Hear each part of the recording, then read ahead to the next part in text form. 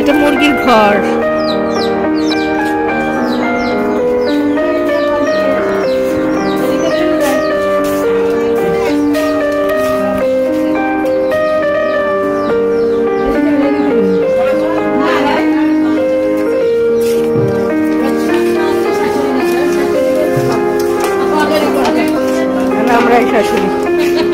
এখন আমরাই শাশুড়ি হয়ে গেছি।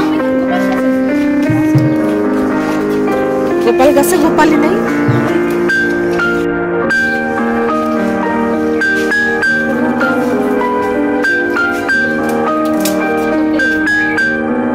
আমরা দাওয়াত দিয়ে চলে এসেছি আর এখন ক্লান্ত হয়ে রেস্ট নিচ্ছে সবাই দর্শক মন্ডলী। ফিলিংস কি আপনারা যে দাওয়াত দিয়ে আসলেন আপনাদের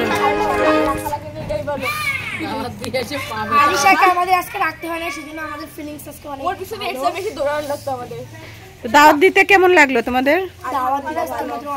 এই প্রথম তোমরা গ্রামে এসে সবাইকে দাওয়াত দিয়ে বেড়ালে না? ভালোই লাগছে। আর এই যে তোমাদের এই যে ছোট বান্ধবী নাকি মাঝখানে?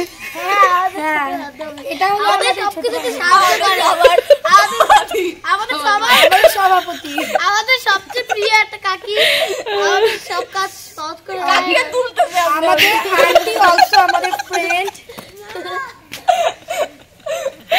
আমরা এখানে বড়ির জন্য চাল কুমড়া ধুতে এসেছি। এই যে আমাদের ছোয়া বুড়িকে এনেছি। আর এই যে এদিকে চাল কুমড়া ধোয়া হচ্ছে।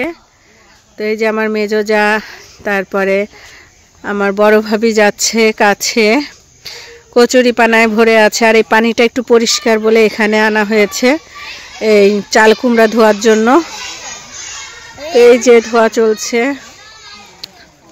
নেমো না বাবা।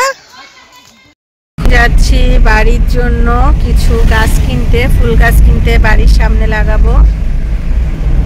যে সরিষা ফুল মাশাআল্লাহ, এখন কিন্তু মাঠ ঘাট সবকিছু হলুদ হয়ে আছে, খুব সুন্দর লাগছে। মাঠের দিকে তাকালে খুবই ভালো লাগে।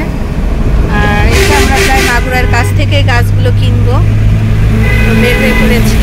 ইনশাআল্লাহ নার্সারিতে যে আবার শেয়ার করবো আপনাদের সাথে খুব সুন্দর সুন্দর ফুল গাছ। আমরা নার্সারিতে চলে এসেছি, দেখি এখানে কি কি গাছ আছে, ফুল গাছ দেখব। এখানে যে নারকেল গাছ, আম গাছ, ফুল গাছ, তো আম গাছ, এটা আমড়া গাছ। বেশি একটা গাছ দেখছি না, অল্প কিছু গাছ আছে এখানে। মাশাআল্লাহ খুব সুন্দর গোলাপ গাছ। কোথায় দেখবা? হ্যাঁ না, ওইটা লাগাবো। খারাপ না, ভালোই। ওইটা তো বেশি কিছু দেখলাম না। আছে এখানে গাছ বেশি পছন্দ হয়নি, সেই জন্য আমরা আবার আরেকটা নার্সারিতে যাচ্ছি। দেখে নার্সারিতে কি কি ফুল গাছ আছে।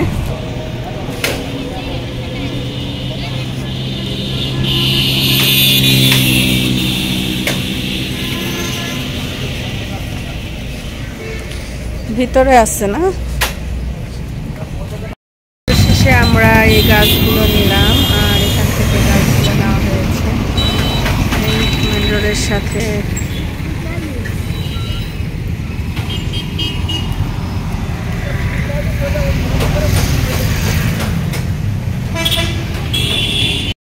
সবাই গাড়িতে বসে হালিম খাচ্ছি। ইসাখাদা থেকে অনেক নাম করা ভাইরাল হালিম, ওই যে আমরা সবাই নিয়ে বসে আছি।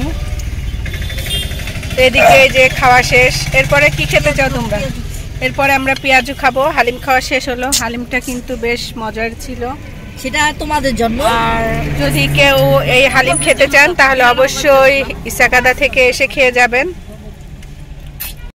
হালিম খাওয়া শেষ করে এখন আবার আমরা এই যে পেঁয়াজু আর গরম গরম সিঙ্গারা খাচ্ছি। আর এখানকার পেঁয়াজুটাতে কিন্তু একদম মনে হচ্ছে পেঁয়াজ দিয়েই তৈরি, কোনো বাহিরের কোনো আলু বা মূলা কিছু নেই না, ঠিক না? কোনো ডাল মনে হচ্ছে, কোনো ডালই নেই, একদম শুধু পেঁয়াজ দিয়ে তৈরি, দেখে বোঝা যাচ্ছে। এখন এখানকার স্পেশাল একটা চা খাচ্ছি, গরুর দুধের চা। এই চা এই ঝিনাইদহ, সরি এটা হলো ইসাকাদা বাজারে খুব নাম করা চা। তো এখানে বসে আমরা এই যে সবাই মিলে চা নিয়ে আছি, স্পেশাল চা। চলে এসেছি বাড়িতে, আর এই হলো আমাদের বাড়ি, কিন্তু লাইটিং হয়ে গিয়েছে মাশাআল্লাহ। সুন্দর, তাই পেয়েছো? নাও, নানুর কাছে এটা দিয়ে আসো, নানুর কাছে। তো চলে এসেছি আমরা।